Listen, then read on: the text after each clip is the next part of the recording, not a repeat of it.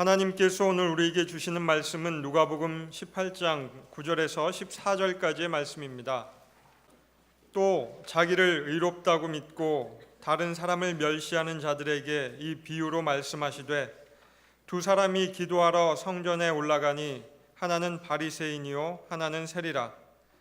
바리새인은 서서 따로 기도하여 이르되, 하나님이여, 나는 다른 사람들 곧 토색, 불의, 간음을 하는 자들과 같지 아니하고 이 세리와도 같지 아니함을 감사하나이다. 나는 일해에 2번씩 금식하고 또 소득의 11조를 드리나이다 하고, 세리는 멀리 서서 감히 눈을 들어 하늘을 쳐다보지도 못하고 다만 가슴을 치며 이르되, 하나님이여 불쌍히 여기소서, 나는 죄인으로소이다 하였느니라. 내가 너희에게 이르노니 이에 저 바리새인이 아니고 이 사람이 의롭다 하심을 받고 그의 집으로 내려갔느니라. 무릇 자기를 높이는 자는 낮아지고 자기를 낮추는 자는 높아지리라 하시니라. 아멘. 신앙생활을 한다는 것은 한마디로 하나님께 나아가는 삶을 말합니다. 하나님에 대한 믿음을 가지고 그분의 존재와 영광으로 성도들이 나아가는 것이 믿음의 삶입니다. 그리스도인의 이 믿음에 관한 이야기를 가장 많이 하는 신약 성경이 있다면 히브리서가 될 겁니다. 히브리서 저자는 하나님께 나아가는 믿음에 대하여 이야기합니다. 히브리서 10장 19절을 보면, 그러므로 형제들아, 우리가 예수의 피를 힘입어 성소에 들어갈 담력을 얻었나니 그 길은 우리를 위하여 휘장 가운데로 열어놓으신 새로운 살 길이요, 휘장은 곧 그의 육체니라. 또 하나님의 집 다스리시는 큰 제사장이 계심에 우리가 마음의 뿌림을 받아 악한 양심으로부터 벗어나고 몸은 맑은 물로 씻음을 받았으니 참 마음과 온전한 믿음으로 하나님께 나아가자. 하나님께 나아가자라는 이 표현을 히브리서에서 굉장히 많이 사용하고 있습니다. 우리의 예배나 우리의 기도는 하나님께 나아감의 모양이라 할 수 있습니다. 예배를 마치고 세상으로 나아가는 것도 하나님 앞을 떠나 물러가는 것이 아니라 다른 모양으로 하나님과 함께 세상으로 나가는 것이라 할 수 있습니다. 오늘 본문 예수님의 비유에는 두 사람이 하나님께 나아가며 기도하기 위하여 예루살렘 성전으로 올라가는 이야기가 등장합니다. 이 두 사람은 너무나 대조적인 삶을 사는 사람입니다. 한 사람은 바리새인이고 한 사람은 세리였습니다. 당시 유대 사회에서 사람들에게 호감을 주고 존경을 받는 좋은 사람을 뽑는다면 첫 번째가 이 바리새인이 될 겁니다. 물론 예수님께서 바리새인을 많이 비판하셨기 때문에 우리가 가진 선입관은 그들은 나쁜 사람들이다 이렇게 생각할지 모르겠지만, 당시 사람들은 가장 존경하고 가장 사랑하는 사람이 이 바리새인들이었습니다. 반대로 유대 사회에서 가장 미움을 받고 질시를 받는 비호감의 첫 번째 사람을 뽑는다면 바로 이 세리입니다. 이들은 세금을 징수하는 직업을 가졌기 때문에 사람들의 호감을 사기가 어려웠습니다. 또한 로마를 위하여 세금을 징수하였기 때문에 사람들에게 매국노로 여겨진 사람들입니다. 당시의 세리들은 로마가 정한 세금 할당량 이상으로 마음대로 세금을 부과해서 자신의 돈을 만들었던 그런 사람들이었기 때문에 사람들의 원성을 사고 있었습니다. 누가복음 19장 다음 이야기를 보면 바로 이 세리 중에 대표 인물이 세리장 삭개오라는 사람의 이야기가 그 다음에 등장합니다. 이렇게 서로 극명하게 대조되는 두 사람을 예수님께서 비유해서 말씀합니다. 이들의 모습을 보면 똑같이 성전에 하나님께 나아가며 기도하기 위하여 거기에 올라가고 있습니다. 둘 다 하나님께 나아가는 사람들이지만 하나님께 나아가는 그들의 마음과 모습이 너무나 대조적입니다. 이 비유에 등장하는 바리새인의 모습이 어떠합니까? 11절 말씀을 보면 바리새인은 기도할 때 서서 따로 기도하였다 이렇게 표현하고 있습니다. 이 사람은 성전에 올라가서 유대인들만이 들어갈 수 있는 성전의 가장 안뜰, 흔히 이스라엘 사람들의 뜰이라고 불리는 그곳까지 들어가서 성소를 바라보며 기도하였습니다. 바리새인이라는 이 이름의 뜻은 분리주의자라는 뜻을 가지고 있습니다. 다른 사람을 죄인 취급하면서 그들과 엄격하여 분리하여 살아가는 이 사람들을 바리새인이라고 부릅니다. 서서 따로 기도하여 그가 기도하기를 하나님이 나는 다른 사람들 곧 토색, 불의, 간음을 하는 자들과 같지 아니하고 이 세리와도 같지 아니함을 감사합니다. 나는 일주일에 2번씩 금식하고 소득의 11조를 하나님께 드리고 있습니다. 이렇게 기도하였습니다. 이 기도의 내용을 보면 바리새인이 어떤 사람인지를 알 수가 있습니다. 첫 번째는 이 사람은 자기의가 강한 사람입니다. 자신이 남과 다른 의인인 것을 강조합니다. 도둑질하는 사람, 불의한 일을 하는 사람, 간음하는 저런 남자들과는 다르고 지금 함께 성전에 올라와 있고 기도하는 저 세리와도 나는 분명히 다른 사람입니다. 거룩하고 의로운 사람인 것을 기도 가운데 말하고 있습니다. 보통 이 바리새인들이 기도하는 모양을 보면 하늘을 향하여 두 손을 벌리고 기도합니다. 이 기도하는 모습은 마치 제사장이 백성들의 죄를 중보하는 그들을 중보하며 축복하는 기도의 손모양을 하고 있습니다. 자신도 마치 대제사장처럼 자신과 상관없이 다른 사람을 위하여 기도한 것처럼 기도함에도 불구하고 다른 사람을 의식하고 기도하는 바리새인입니다. 마태복음을 보면 이들은 평소 생활에서도 사람들 가운데서 눈에 띄게 보이려고 이 경문띠에 하나님의 계명을 새겨서 그 띠를 차고 다니며 사람들과 자신을 구별하여 두드러지게 보이게 합니다. 그리고는 옷에 긴 옷수를 달아서 자신은 이 평소 생활에도 일상에서도 저들과는 특별하게 다른 사람이라고 자신을 보여주고 있습니다.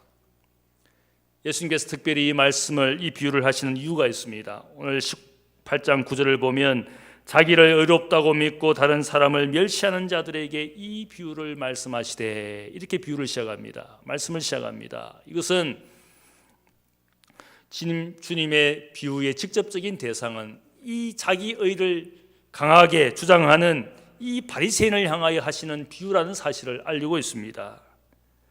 둘째로 이 바리새인은 자기 자랑에 빠진 사람들입니다.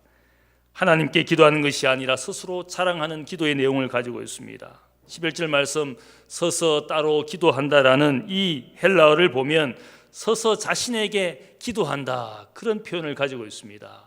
하나님께 기도하는 것이 아니라 스스로 마치 자신에게 독백하는 것처럼 기도하고 있습니다. 기도가 더 이상 하나님께 하는 것이 아니라 자기 자랑하는 자신과 자신의 기도를 듣고 있는 다른 사람을 의식하며 기도하고 있습니다. 기도하기를 나는 나쁜 짓을 하지 않고 더 나아가서 일주일에 2번씩 기도하고 모든 소득의 11조를 드리고 있습니다. 이것은 자신은 하나님 앞에 받아들여질 만한 의롭고 경건한 사람이다. 특별히 하나님께 자신이 가진 것을 다 드리고 있는 헌신적인 신앙인이라는 사실을 자랑하고 있습니다. 당시 예루살렘에는 일주일에 2번씩 시장이 만들어졌습니다. 그래서 월요일과 목요일에 많은 사람들과 많은 장사꾼들이 이 예루살렘 성전 주위에 몰려들었습니다. 월요일과 이 목요일마다 이 바리새인은 적어도 일주일에 2번, 이날은 내가 하나님 앞에 금식하며 기도하는 날이다, 이렇게 사람들에게 자랑하는 것처럼 자신은 일주일에 월요일과 목요일마다 나는 금식하며 저들 세속적인 사람들과 나는 구별된 다른 사람이라고 자신을 보여주고 싶은 마음으로 가득 찼습니다. 그의 기도 소리가 다른 사람들에게 들릴 만큼 자신의 행위를 자랑했습니다. 율법을 보면 모든 이스라엘 백성들은 1년에 단 하루는 반드시 금식하도록 되어 있습니다. 그날이 속죄일입니다. 율법을 보면 모든 이스라엘 사람들은 이날만큼은 자신을 괴롭게 하는 금식을 해야 할 것을 선포하고 있습니다. 11조를 드릴 때도 모든 토지에서 이 계명이 말하는 바는 자신의 토지 소산물, 특별히 밀이나 보리를 수확할 때 그 수확물 중에 10분의 1만 11조를 드리도록 율법이 요구하고 있는데, 오늘 이 사람을 보면 자신이 가진 모든 소득의 10의 1을 나는 하나님께 바치는 사람입니다. 365일 중에 하루만 금식하면 되지만 나는 하나님께 1년 365일 중에 일주일에 2번씩 100번 이상을 하나님 앞에 금식하는 사람입니다. 그렇게 자신을 자랑하고 있어. 아마 기도하는 그의 속마음은 하나님께서 이러한 나의 존재에 대하여 인정해 주시고 칭찬해 주시고 하나님이 이 나의 존재에 대해서 감사해 하게 생각하셔야 되지 않겠습니까? 자신의 존재를 하나님 앞에 부각시키고 사람들 앞에 부각시킵니다. 인정받아야 되고 칭찬받아야 되고 높임 받아야 된다라고 스스로 하나님께 생각하고 그렇게 기도하고 있어. 근데 우리가 생각해 보면 하나님께 나아간다는 것이 무슨 뜻이겠습니까? 근본적으로 우리가 하나님의 은혜와 사랑에 감사하기 위하여 나아오는 자리라 할 수 있습니다. 내가 일주일 동안 하나님께로부터 받은 것이 많은데 이제는 이 일주일의 하루 주님의 날은 내가 하나님 앞에 드려야 될 시간, 감사해야 될 날이고 감사해야 될 시간입니다. 그럼에도 불구하고 사람들이 예배에 참여하면서 그 마음이 어떻습니까? 이 날도 하나님이 내게 주셔야 됩니다. 내가 하나님께 받아야 되겠습니다.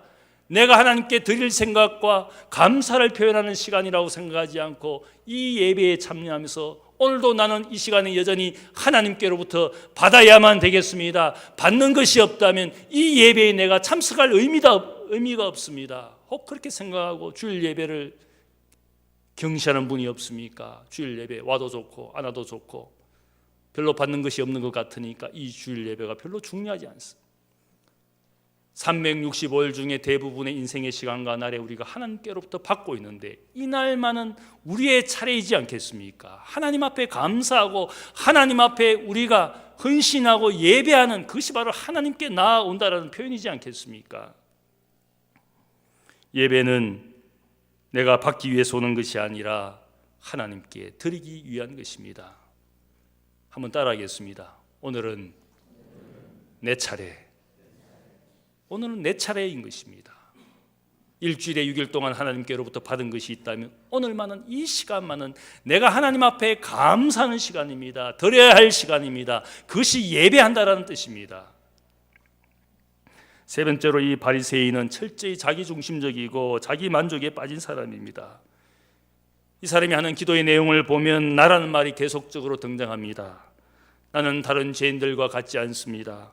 나는 이 옆에 기도하고 있는 세리와도 같지 않습니다. 나는 일주일에 2번씩 금식하고 있습니다. 나는 나의 모든 소득의 11조를 드리고 있습니다. 계속적으로 그의 기도의 중심은 자신입니다. 내가 이렇게 하고 있습니다. 내가 이렇게 살고 있습니다. 계속적으로 자기중심적인 기도의 내용을 가지고 있습니다.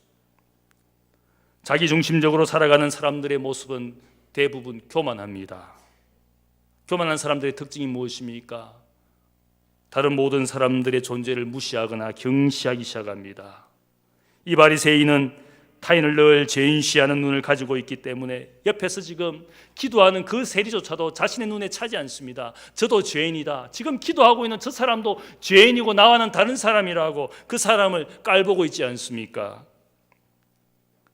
성경은 교만의 죄를 하나님이 가장 싫어하시는 악이라고 말씀하고 있습니다. C.S. 루이스는 말하기를 교만한 사람은 언제나 사람들을 내려다보기 때문에 자신의 위에 누가 있는지를 모르고 산다. 늘 남을 내려다보면서 살기 때문에 그 눈이 늘 남을 경시하는 눈을 가지고 바라보기 때문에 자신의 위에 누가 존재하는지를 평생 모르고 사는 것이 이 교만한 사람들의 모양이라고. 오늘 이 바리새인은 자신 주위에는 모든 사람들을 경시합니다. 교만한 인생의 모양이지 않습니까? 아무리 지식이 많고 혹은 부와 지위가 높아도 그것 때문에 교만하면 그 주위에 사람들이 남아있지 않습니다. 겉으로는 표시를 내지는 않을지는 모르지만 교만한 사람들의 곁에 있는 사람들은 그 사람을 마음으로 인정하지 않습니다. 결국 그를 멀리하게 됩니다. 교만한 사람들의 모습을 보면 그 곁에 진정한 친구나 혹은 이웃이 남아있지 않는 것을 보게 됩니다. 교만한 사람들은 결국은 외로워지게 되어 있습니다. 독불장군이니까 함께 사람들과 살기에는 그의 마음이 너무 교만하니까 사람들이 결국 그 곁에 남아있지 않게 되는 겁니다. 하나님께 나아가는 사람은 교만하지 않고 겸손해야 할 것을 이 바리새인의 모습에서 말씀하고 있습니다. 그 다음 오늘 비유에 등장하는 두 번째 사람, 기도하는 세리의 모습이 어떠한지를 예수님이 말씀합니다. 세리의 모양을 보면 하나님께 그가 기도하는 그 모양이 어떠합니까? 눈을 들어서 하늘을 감히 쳐다보지도 못하고 다만 가슴을 치며 애통의 목소리로 말합니다. 하나님이여 불쌍히 여기소서 나는 죄인입니다. 이 세리는 유대인이지만 감히 성전 안뜰로 들어가지 못합니다. 내가 저 성전의 안뜰에 들어가서 성소를 바라보며 기도하기에는 너무나 악한 죄인입니다. 그렇게 생각하면서 자신을 이방인 취급했습니다. 아마 이방인들도 들어갈 수 있는 그 뜰에 그가 있으면서 하나님 앞에 기도하고 있습니다. 나는 다른 사람들처럼 더 성전의 가장 깊숙한 안뜰에는 들어갈 수 없는 죄인입니다. 그래서 멀리 있어서 기도하고 있습니다. 자신에게는 어떤 변명도 이유도 있을 수 없는 죄인임을 그가 고백하고 있습니다. 그래서 그는 하늘의 하나님을 감히 쳐다볼 수 없는 존재라고 지금 고백하고 있습니다. 하나님께 드리는 이 세리의 기도가 어떠합니까? 바리새인처럼 긴 미사 여구를 동원해서 자신의 의를 자랑하는 기도가 아닙니다. 오직 하나님을 향하여 단 한마디로 가장 짧은 말로 기도합니다. 하나님, 나는 죄인입니다. 나를 긍휼히 여기소서. 영어로는 7단어로 되어 있습니다. 헬라어 원어를 보면 6단어로 되어 있고, 오늘 한국어로 이 한글 성경을 보면 짧은 5마디로 되어 있습니다. 하나님이여 불쌍히 여기소서, 나는 죄인입니다. 이 기도의 내용이 무엇을 의미합니까? 우리가 하나님 앞에 설 때마다 인생의 어떤 자랑도, 인생의 어떤 행위도, 인생의 어떤 업적도 통하지 않는다라는 사실을 이 세리가 잘 알고 있습니다. 하나님 앞에 섰을 때 얼마나 자신이 보잘것없는 존재라는 사실을 그가 하나님 앞에 느끼고 있습니다. 사도 바울의 생애를 보면 그가 얼마나 능력 있는 사도로서 많은 일을 이룬 사람이었습니까? 수십 년의 선교 여행을 통하여 많은 사람들을 전도하고 많은 교회를 개척하였습니다. 얼마든지 자랑할 것이 있는 사람이지만 그의 단 한마디의 고백은 나는 하나님 앞에 아무것도 아닌 존재다. 나의 나된 것은 하나님의 은혜다. 내가 할 수 있는 것이 아무것도 없었다. 하나님의 은혜가 아니면 아무것도 아니라는 사실을 I am nothing이라고 그가 고백하지 않습니까? 자신이 자랑할 것은 십자가에 못 박히신 예수를 자랑하고, 내가 또 자랑할 것은 나의 연약함을 자랑한다. 그렇게 그가 자랑이라는 단어를 쓸 때 내가 자랑할 것이 별로 없다.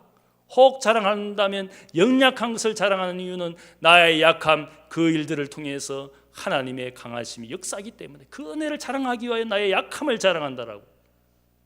그는 하나님 앞에 설 때마다 나는 아무것도 아니라는 사실을 고백하고 있지 않습니까?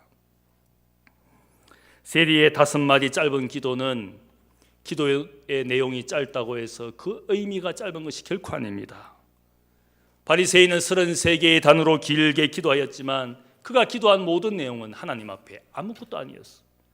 하나님 앞에 그 기도의 내용이 받아들여질 만한 것이 아무것도 없는 nothing에 불과하였습니다. 세리는 짧은 기도를 하였지만 그 5마디 속에 무한한 의미를 가지고 있고 하나님 앞에 진정한 인생의 모습을 고백하면서 그 고백을 한 그의 기도를 하나님이 받아주셨습니다. 그를 의롭다고 인정해 주셨습니다. 바리새인의 그 기도의 내용을 보면 한마디로 아마 이런 뜻일 겁니다. 하나님, 이런 의로운 나를 하나님이 필요로 하시지요. 하나님 인정해 주시고 칭찬해 주셔야 되죠. 하나님, 내가 이렇게 열심히 신앙생활 하는 것 하나님이 감사하셔야 되지요. 인정해 주어야 되지요. 칭찬해 주어야 되지요. 하나님이 나를 필요로 하시지요. 오늘 한국교회가 이 마음 때문에 교회가 다툼이 그치질 않습니다. 내가 인정받아야 되고 칭찬받아야 되고 그 마음을 가지고 교회 생활, 신앙생활 하다 보니까 수많은 사람들이 이 교회에 하나님 앞에 이 우리 교회 공동체에 내가 꼭 필요한 존재, 인정받아야 될 존재라고 그 마음을 가지는 순간부터 교회는 다툼이 그치질 않습니다. 그러나 세리는 어떠합니까? 하나님이 나를 필요로 하다고 생각하지 않고 내가 하나님을 절대적으로 필요한 죄인입니다. 내가 하나님 앞에서 설 때마다 이 죄인의 모습을 보니까 내가 필요한 것은 하나님뿐입니다. 그런 고백을 하고 있습니다. 한국교회가 어느 순간부터 의만 가득하고 죄인이 없습니다. 모든 사람들이 하나님 앞에 자신의 존재를 당연하게 생각하고 거기에 앉아있기 때문에 주장하고 다투지 않습니까? 내가 이 자리에 있을 가치가 없는 존재입니다. 내가 이 자리에 있는 것도 다 하나님이 나를 은혜를 주셔서 있게 하신 거니까 내 인생에는 언제나 하나님이 필요한 죄인입니다. 그 마음이 가득한 그런 고백을 가진 죄인들이 있다면 교회는 결코 다툼이 일어나지 않을 겁니다. 세리의 기도는 짧고 간단하지만 그의 기도는 가장 진실된 기도이고, 그 진실된 기도는 가장 강력한 하나님 앞에 받아들여지는 기도를 할 수 있습니다. 사도 바울은 모든 인생에게 필요한, 모든 인생이 들어야 될 진리가 있다라고 그가 디모데전서 1장 15절에 말씀합니다. 밑보다 모든 사람이 받을 만한 이 말이여, 그리스도 예수께서 죄인을 구원하시려고 세상에 임하셨도다. 나는 죄인 중에 큰 괴순이라. 그가 모든 사람이 듣고 받아들여야 될 진리가 있는데, 그 진리는 예수 그리스도께서 죄인을 구원하시려고 이 세상에 임하신 것이다. 이 놀라운 진리가 가장 필요한 사람은 죄인 중에 괴수인 나다. 그렇게 고백하고 있어. 진짜 나쁜 놈이라서 그가 그렇게 고백하는 것이 아니라, 그의 고백에는 바로 우리에게 구원에 주러 오신 주님이 필요한 것인데, 내가 가장 필요로 한다. 누구보다도 내가 큰 죄인이니까 바로 세상의 구세주로 오신 주님을 내가 필요로 한다. 그 고백을 하기 위해서 자신이 큰 죄인이라고 고백하고 있어.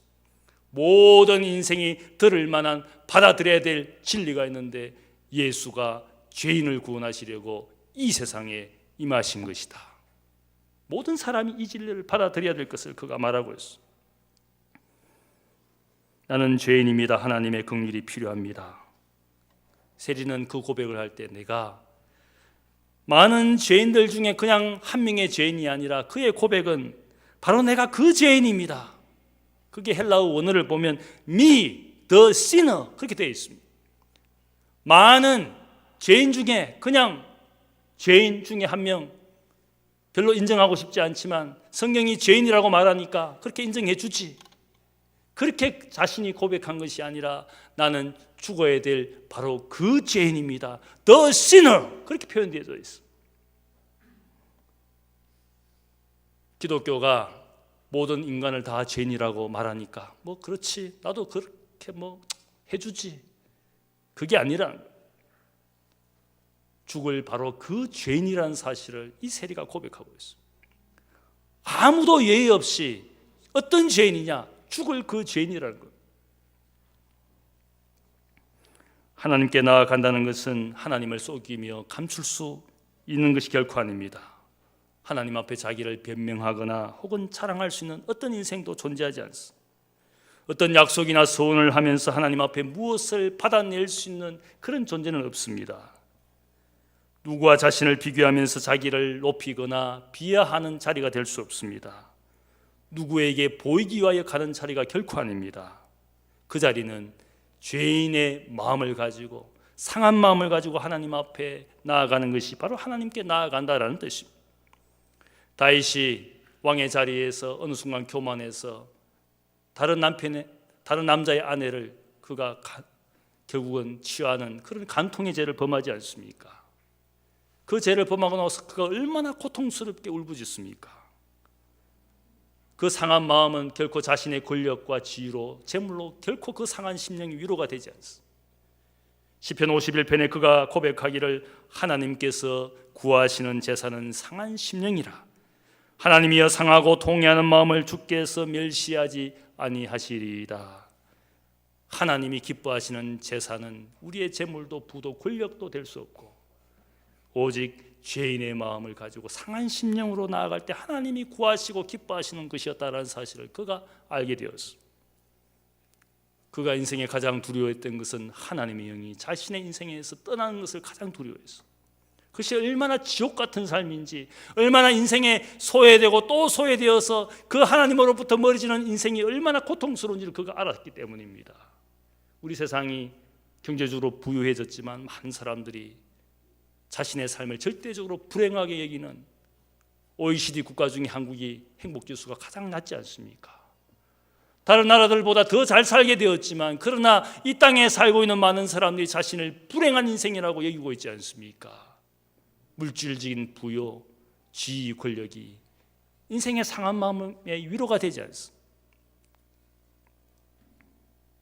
이사야서 57장 15절을 보면 하나님께서 말씀하시되, 내가 높고 거룩한 곳에 있으며 또한 통회하고 마음이 겸손한 자와 함께 있나니, 이는 겸손한 자의 영을 소생시키며 통례하는 자의 마음을 소생시키려 함이라. 하나님은 바로 겸손한 자의 영혼을 소생시키고 통례하는 자의 마음을 소생시키시는, 긍휼히 여기시는 하나님을 그가 노래했습니다. 이 세리가 기도할 때에 죄인을 긍휼히 여겨달라, 이 긍휼히 여겨달라라는 표현이 특별한 표현입니다. 이 표현은 대제사장이 속죄일에 백성의 죄를 대속하기 위하여 제물의 피를 가지고 지성소에 들어가서 그 속죄소 뚜껑 위에 제물의 피를 뿌립니다. 그러면 그 의미가 무엇을 의미하냐면 하나님의 십계명 돌판 위에서 인간이 다 죄인으로 드러나는데 하나님이 그 제물의 피를 보시고 죄를 덮어주시는 것이 바로 이 속죄일에 드리는 대제사장의 그 제물의 의미라 할 수 있습니다. 긍휼히 여겨달라라는 그 단어가 바로 속죄소의 뚜껑을 이야기합니다. 예수의 피로 우리의 죄를 긍휼히 여겨달라라는 그런 뜻을 가지고 있습니다. 우리의 능력과 우리의 지혜로, 우리의 어떤 행위로도 우리의 죄로부터 우리를 구원할 수 없기 때문에 주님의 피가 필요합니다. 속죄소에 흘리신 그 피로 우리의 죄를 용서해달라는 것이 긍휼히 여겨달라는 뜻입니다. 수많은 인생들을 보면 그 중에는 좋은 사람도 있고 또 나쁜 사람도 있습니다. 아마 이 양극단에 있는 사람이 바리새인과 세리라 할 수 있습니다. 제가 생각할 때 모든 인생은 결국은 두 절벽 사이에 외주를 걸어놓고 그 외주를 걸어가는 것이 인생의 길이라고 생각을 합니다. 바리새인이라는 사람은 율법의 의를 가지고 선한 사람이라 할 수 있습니다. 율법의 이 도구를 가지고 긴 장대를 가지고 외주를 타면서 좀 더 멀리 갈 수는 있겠지만 그러나 죄의 폭풍과 몰아치고 혹은 우리의 감정의 소용돌이가 몰아칠 때는 그 외주를 타는 것이 불가능합니다. 결국은 떨어져 죽게 됩니다. 100보를 걸어갔을지라도 죄의 바람을 견뎌낼 수 없는 것이 인생입니다. 세리는 그 직업상 많은 사람들에게 질시를 당하고 미움을 받아서 인생을 걸어갈 때 얼마나 고통스러웠겠습니까? 어쩔 수 없는 직업을 가지고 살아가는데 그것 때문에 사람들의 미움을 받습니다. 사람들의 도움이 없습니다. 혼자 외길을 걸어갑니다. 아무런 도움 없이. 아마 5보, 10보 정도를 걸어가다 결국 떨어져 죽는 것이 그의 인생이지 않겠습니까?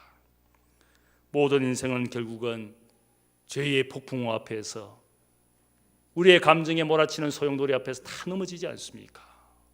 어떤 사건과 혹은 일들이 없었지만 가만히 혼자 살면서도 자신을 불행하게 생각하는 분들이 얼마나 많습니까? 인간의 소외의 문제는 인간이 아무리 무엇인가 해보지만 계속적으로 우리 속에 깊은 영적 소외를 우리가 어떻게 할 수가 없습니다. 결국 자신을 불행하게 여깁니다. 인생의 길을, 그 외길을 조금 가고 더 갈 수는 있을지는 모르겠지만 결국 다 떨어져 죽는 것이 인생의 모양입니다.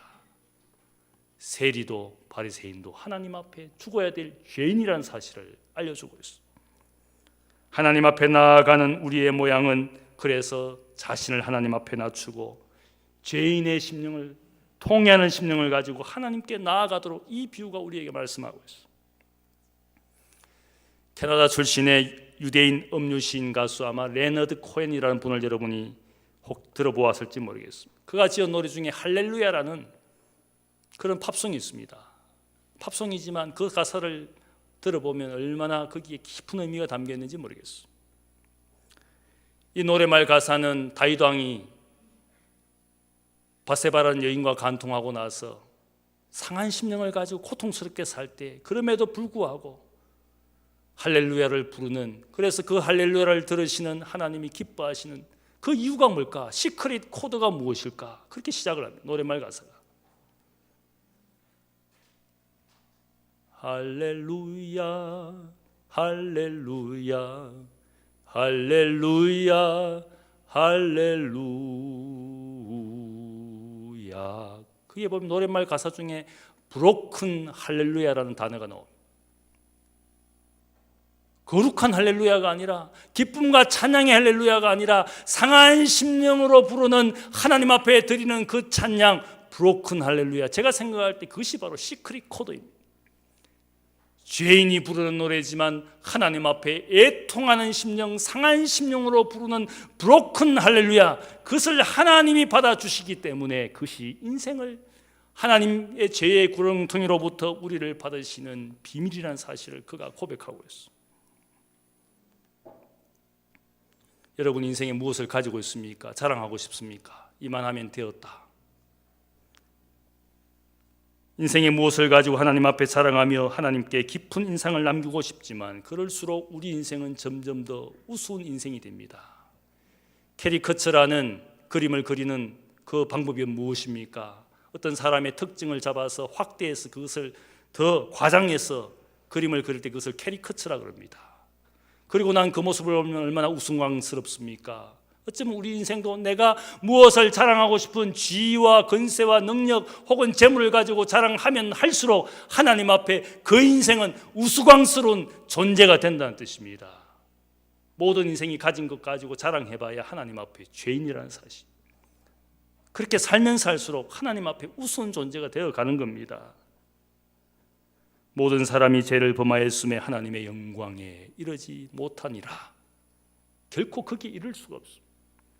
다만 우리가 하나님 앞에 나아갈 때 상한 심령과 겸손한 마음으로 나아갈 때 하나님이 브로큰 할렐루야를 부르는 그를 하나님이 받아주시는 겁니다. 세리가 그 기도를 마치고 돌아갔을 때 하나님께서 그를 의롭다고 인정해 주셨습니다.